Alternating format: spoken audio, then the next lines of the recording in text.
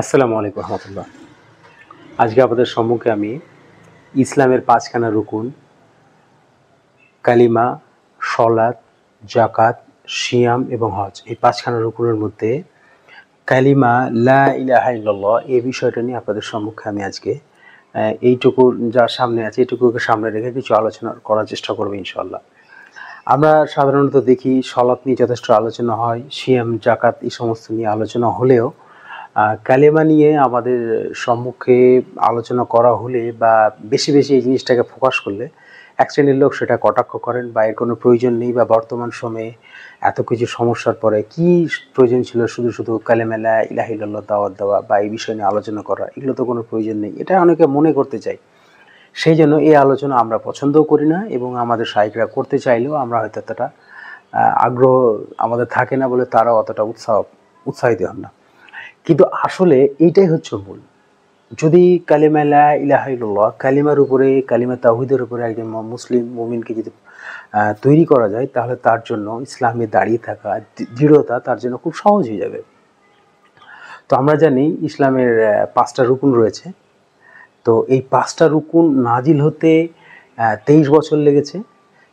সমগ্র কোরআন নাজিল হতে 23 বছর যেমন লেগেছে, ঠিক সেই রকম ইসলামের 5খানা রুকুন নাজিল হতেও 23 বছর লেগেছে। এই যে 1 থেকে নিয়ে 23 বছর লেগেছে। এখন বিষয়টা হলো কি, এই যে সামনে 1 2 3 4 5 6 করে যে 23 অব্দি দেখাচ্ছি, এটা হচ্ছে কি নবুয়ত বর্ষ। প্রথম নবুয়ত বর্ষ, দ্বিতীয়, তৃতীয়, চতুর্থ, 23তম নবুয়ত বর্ষ, তারপর শেষ। আল্লাহ রাসূল পৃথিবী থেকে বিদায় নিয়েছেন, নবুয়ত সিলসিলা শেষ হয়ে গেছে সেখান থেকে। তো এইখানে এই যে পাঁচখানা রুকুন আর সামনে আমাদের রয়েছে 23খানা বছর। এই 23খানা বছরের মধ্যে 5খানা রুকুনের দাওয়াত আল্লাহ রাসূল দিয়ে কমপ্লিট করেছেন। কিন্তু আমরা দেখতে পাচ্ছি যে এই রুকুনগুলো প্রত্যেকটা কিন্তু সমানভাবে দাওয়াত দেননি বা একসঙ্গে শুরু করেননি। দেখা যাচ্ছে যে কোনটাকে বেশি গুরুত্ব দিয়ে বেশি দিন ধরে দাওয়াত দেওয়া হয়েছে, কোনটাকে স্বল্প সময়ের জন্য, কোনটাকে শেষের দিকে।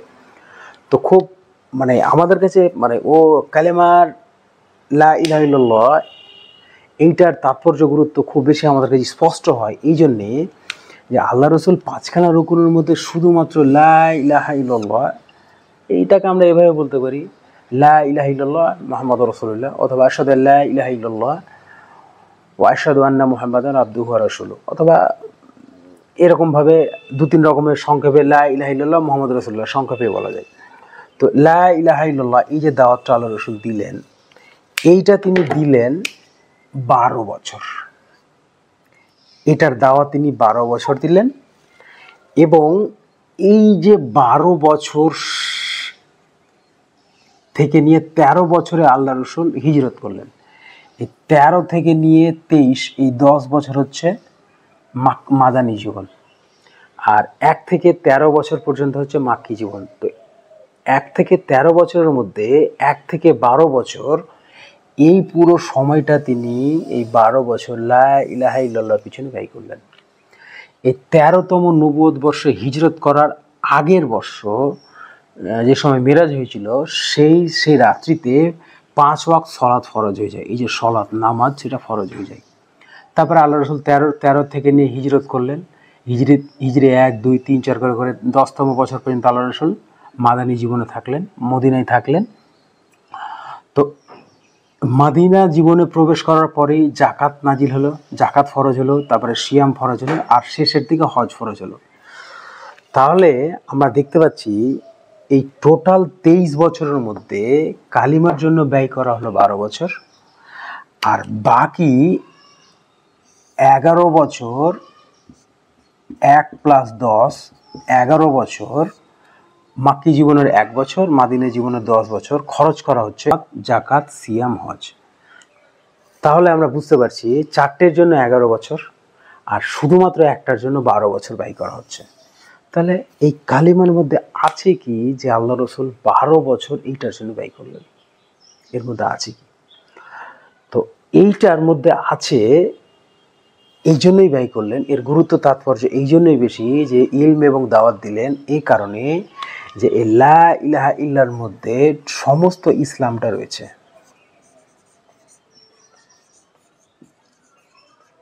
সমগ্র ইসলামের সার নির্যাসটা রয়েছে, সার নির্যাস।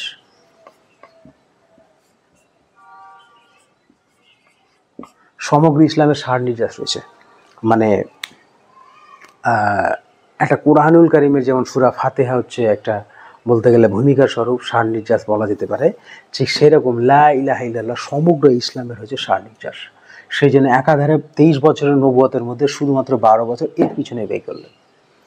তো এইটার পিছনে ব্যয় এই জন্যই করলেন, যদি এইটাকে মানুষ এর যদি ইলম অর্জন করতে পারে, ইলম জ্ঞান, এর যদি ইলম অর্জন করার পরে যদি সাক্ষ্য দেয় বা স্বীকৃতি, কার? এই লা ইলাহা ইল্লাল্লাহর, তাহলে স্বীকৃতি দেওয়ার পরে আবার একটা শর্ত, যদি সেটা সে অনুযায়ী চর্চা করে বা আমল করে, তাহলে লা ইলাহা ইল্লাল্লাহর আল্লাহ রসুল ইলম শেখালেন, সাক্ষ্য দেওয়ালেন এবং সেই অনুযায়ী চর্চা করতে শেখালেন এই 12 বছর পর্যন্ত। যদি এই 3টে শর্ত মোতাবেক যদি আমরা কাজ করতে পারি, যে কোনো লোক যদি এটা ট্রেনিং পেয়ে যায়, এটা শিখতে পারে, তাহলে সেই ব্যক্তির জন্য ইসলাম মানা এবং ইসলাম জানা এবং মানা এবং ইসলামের উপর দৃঢ় থাকা তার জন্য খুবই সহজ হবে।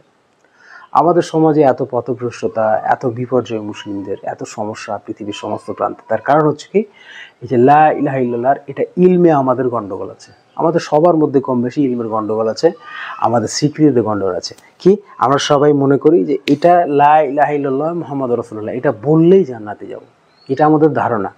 মানে আমরা শুধু স্বীকৃতিটাকেই সফলতার মূল চাবিকাঠি ভেবেছি, কিন্তু স্বীকৃতির আগে যে জ্ঞান লাগবে, ইলম, এটা কিন্তু আমরা খেয়াল করছি না।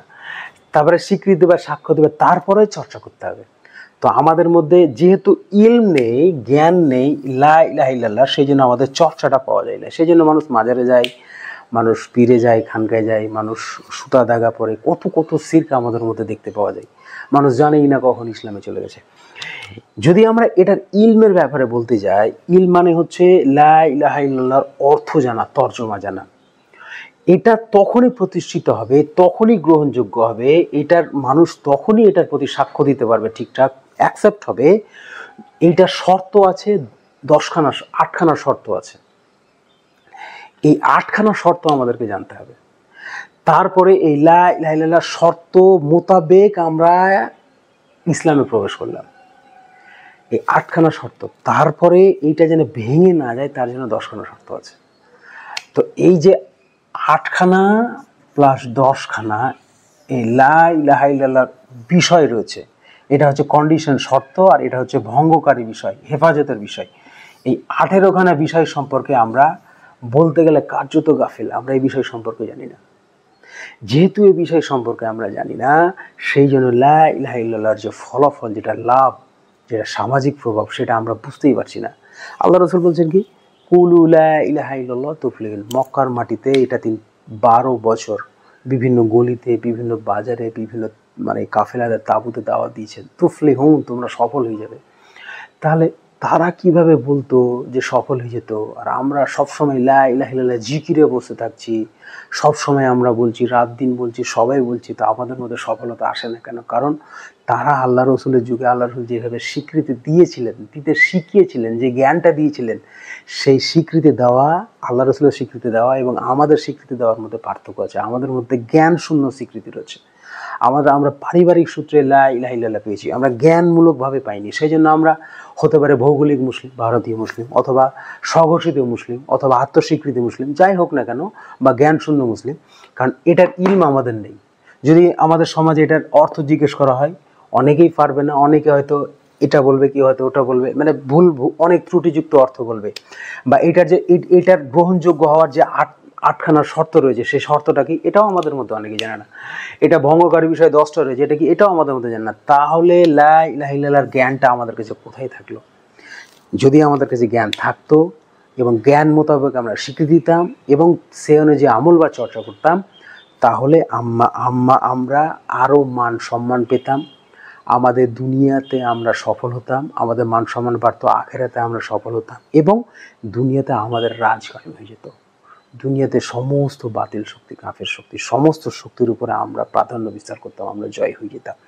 যেহেতু এটা হয়নি, যেহেতু আমাদের ইলমটা নেই, জ্ঞানটা নেই বলে লা ইলাহা ইল্লাল্লাহ আমাদের কোনো কাজ করছে না।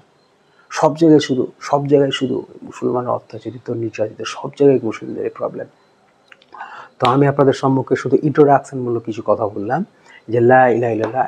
যদি এই ভিডিওটা আপনারা যদি শুনে থাকেন, শেষ পর্যন্ত দেখেন, যদি সেরকম রেসপন্স পাই, আমি ইনশাল্লাহ চেষ্টা করব এটার ইলম নিয়ে আলোচনা করার, তারপরে সাক্ষ্য কিভাবে দেওয়ার, তারপরে এটার আমল চর্চা, তারপরে এটার শর্তগুলো কি কি আছে, তারপরে এটা কিভাবে হেফাজত করতে হবে, এটার ভঙ্গকারী বিষয়গুলো কি কি, আমি যতটুকু পড়েছি বা শাইখদের কাছ থেকে জেনেছি, যতটুকু পড়েছি আমি সেই অনুযায়ী বিভিন্ন কিতাব থেকে নিয়ে, শাইখদের থেকে নিয়ে আমি আপনাদের সম্মুখে চেষ্টা করব বোর্ডের মাধ্যমে বিষয়টা স্পষ্ট করার। যদি আপনারা বলেন, যদি আপনাদের রেসপন্সিভ পায়, তাহলে আমি ইনশাল্লাহ পরবর্তী ক্লাস রেকর্ডিং করে ইনশাল্লাহ দেব।